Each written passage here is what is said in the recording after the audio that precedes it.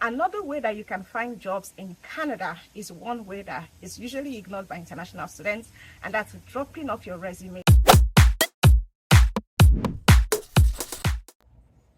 Canada is one of the most preferred locations for studies for international students for many reasons, including the quality standard of education, the ability to come with family, the ability to become a permanent resident after your studies, and then your ability to work part-time while you're studying.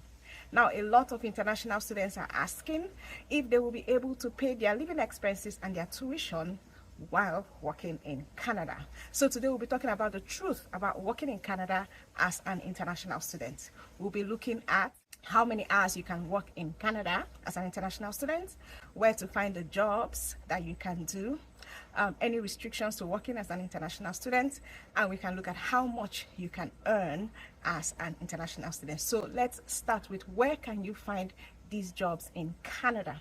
Now, the first place is your social network. Asking your friends, asking family members, and asking colleagues in school, especially those who have been studying here before you got here. They know all the nooks and crannies. They know the places that might be hiring, and they might also be working in places that might be looking for people. So don't keep your mouth closed. Ask people, tell people you're looking for a job, go through your network, and you can find a job that way. Another way that you can find a job is by using the online job websites. Never ignore that. So websites like Indeed, like Monster, they have job postings for international students and job postings for part-time jobs. Please make sure that you have put your email in Indeed or in Monster so that you can get notifications when the jobs that you're looking for become available. You can even filter the types of jobs that you want on this job website, and you can upload your resume on websites like Glassdoor and Indeed.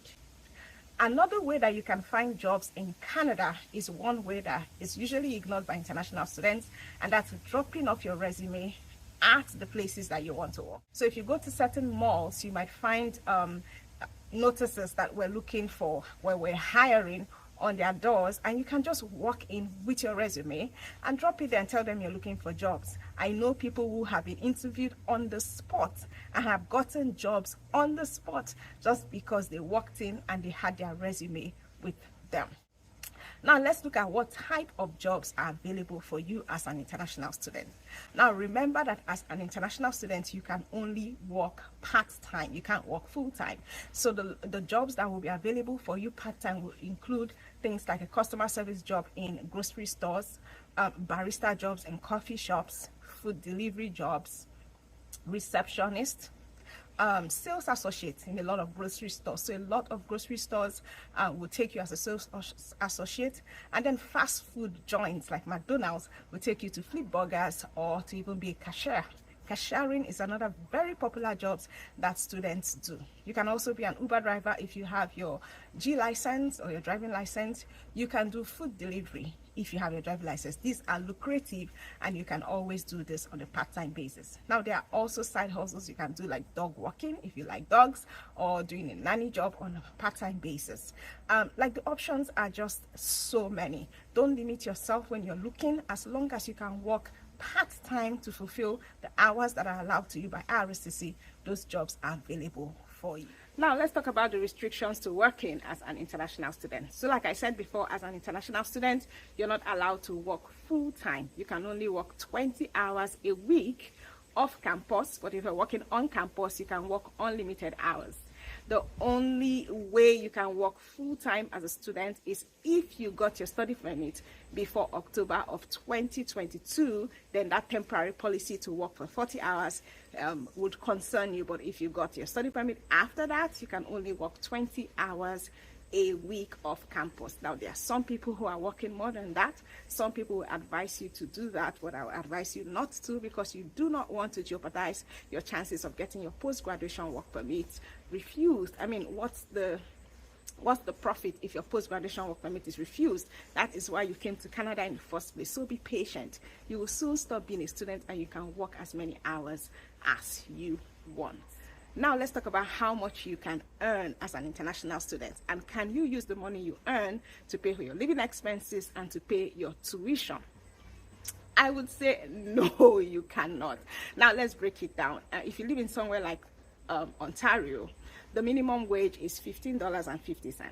And as an international student, you would usually be getting the jobs that pay minimum wage. So even if you worked 20 hours on $15.50, in a month you're getting about $1,250. And we've not even removed the tax. Do you think that $1,250 will pay for your tuition as well as living expenses? I think that it can pay for your living expenses, maybe your rent, clothes, transportation, internet, phone, and all that.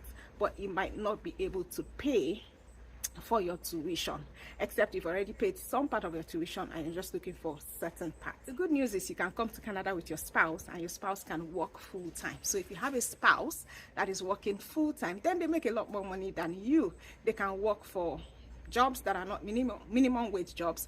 They can work full-time. They can also work extra time. So they are going to get a lot more money, and they can support your tuition and living expenses. Now, I hope that what I've said has not dampened your mood about coming to Canada. But if you want advice from me, I'm going to tell you, if you're coming to Canada to study, try and have some savings and come with some money for your tuition, so you're not pressured and stressed about looking for a job that would pay your tuition, or taking the risk of working more than 20 hours a week and jeopardizing your chances for a post-graduation work permit. It is always better to have a plan B in terms of when it comes to getting monies to pay for your tuition. You don't want to be stuck with tuition, unpaid tuition to the school. Some schools might stop you from registering, stop you from schooling if you're not able to pay your tuition. Yeah, so I hope that this has been useful for those who have been asking if they can come to Canada and use their monies they get from their jobs to pay off their tuition. If you got value, don't forget to subscribe, like this video, turn on notifications so that you're aware when we also post videos in the future. Now, one thing I want you to do is to tell me the topics that you want me to talk about on this channel. I get a lot of questions, and I want to know which ones are important to you, so that my next video will address the topics that are very, very important to us that are here. If you want help with your getting admission in Canada or with your study visa, don't forget to check out the link that is in the description below. I'm wishing you the very best, and I'll talk to you in the next video.